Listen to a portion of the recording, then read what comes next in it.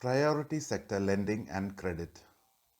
A meeting of National Credit Council in the month of July 1968 stressed the importance of commercial banks and how they should increase their involvement in the financing of priority sectors. Later in 1972, description of priority sectors was formalized and the banks were advised to raise the share of these sectors to the level of 33 and one-third%. Based on the recommendations of Dr. K.S. Krishnaswamy in the year 1985, all commercial banks were advised to achieve the targets of priority sector lending at 40% of an aggregate of bank advance. There was also in motion fixing of lending to agriculture and weaker sections of the society by fixing sub-targets for these banks to achieve in the set time frame.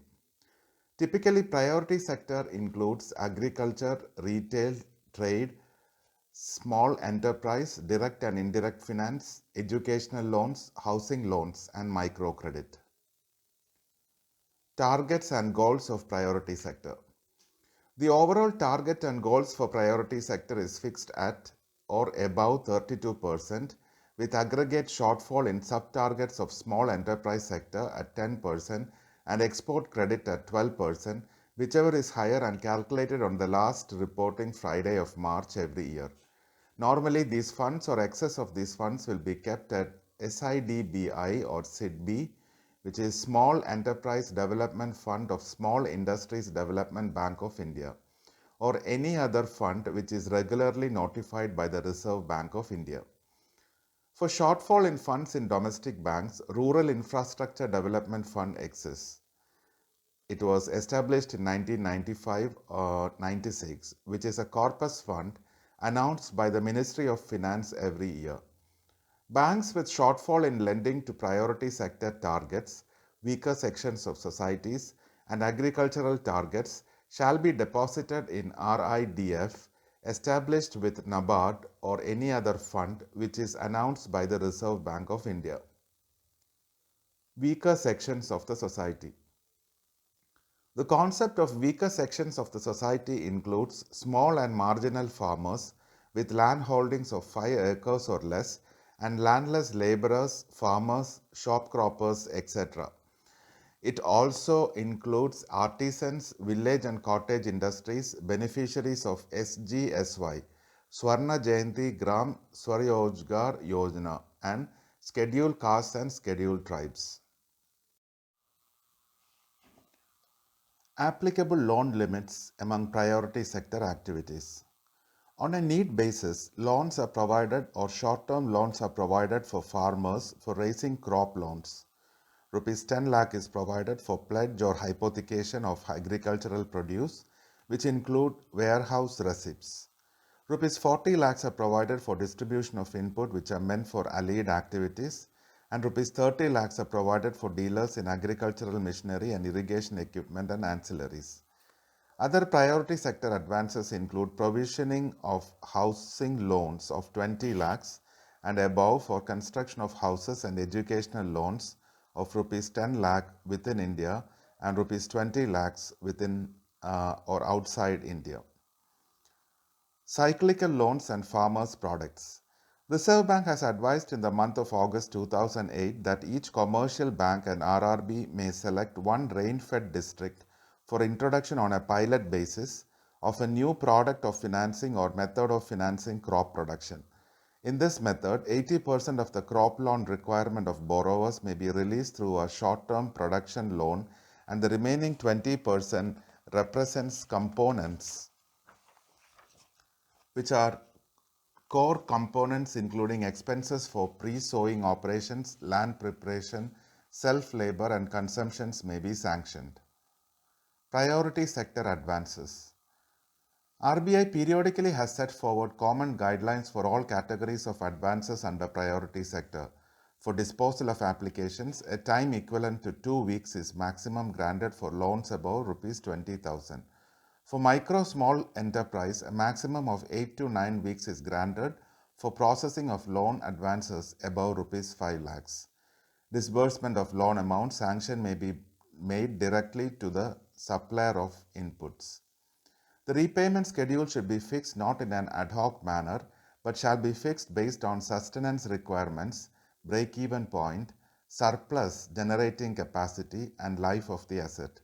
In the case of default in loan payments due to natural calamities like floods or droughts, the crop loans may be converted to medium-term loans of 3 years to 5 years extension in the case of term loans. Banks also reserve the right to fix interest rate, which may be less than the base rate in case of long duration crops. Interest can be compounded on an yearly basis. Educational Loan Scheme. Based on the recommendations of R.J. Kamath Committee, RBI has approved in April 2021 a model scheme prepared by IBA. Under the scheme, all kinds of education in India are covered, and what is covered abroad are courses in graduation, post-graduation, courses conducted by CPA in USA and CIMA in London, etc. Self-help groups. Self-help groups are formed with the intention of combating the growing problem of poverty. Giving loans under credit is not the primary objective of an SHG, but it comes in the form of action. When the group graduates to a highly functional entity, when the group becomes capable of undertaking exposure to risk, and when the group gains ability to undertake income generating and productive activities. An SHG completion involves the following stages, namely 1. Group formation, 2. Group stabilization, 3. Microcredit stages, and 4. Micro-enterprise developmental stage. Joint liability groups.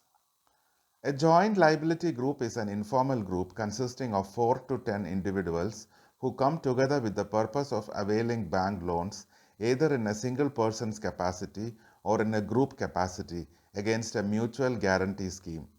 JLG members engage in economic activities such as crop production, and under this scheme, small farmers who do not have title of their land holdings through formation and financing of JLGs will be eligible for collateral-free credit. Micro, small and medium enterprise. The following definitions exist for micro, small and medium enterprises. A micro enterprise is one where investment in plant and machinery, excluding land and buildings and items specified by Ministry of Small Scale Industries, does not exceed Rs 25 lakhs. A small enterprise is an enterprise where the investment in plant and machinery, excluding land and buildings, is more than Rs 25 lakhs but does not exceed Rs 5 crores. A medium enterprise is an enterprise where investment in plant and machinery, excluding land and buildings and items specified by Ministry of Small Scale Industries, is more than Rs 5 crores and does not exceed Rs 10 crores. Likewise, according to MSMED Act 2006, for service enterprises, a micro enterprise investment in equipment does not exceed Rs 10 lakhs. A small enterprise investment is more than Rs 10 lakhs and less than Rs 2 crores.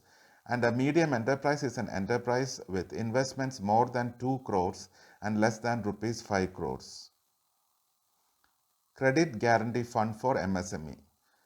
Credit Guarantee Fund Trust for Micro and Small Enterprise was originally set up by the Government of India and SIDBI in the month of August 2000. This enabled collateral-free credit facilities available exclusively for MSEs or micro small enterprises.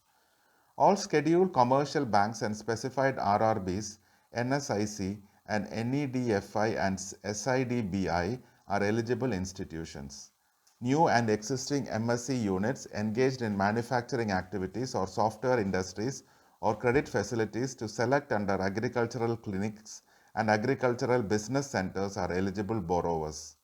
If the units covered go sick and any assistance for rehabilitation is provided by the lender, could also be covered within the overall cap of Rs 100 crores under this scheme.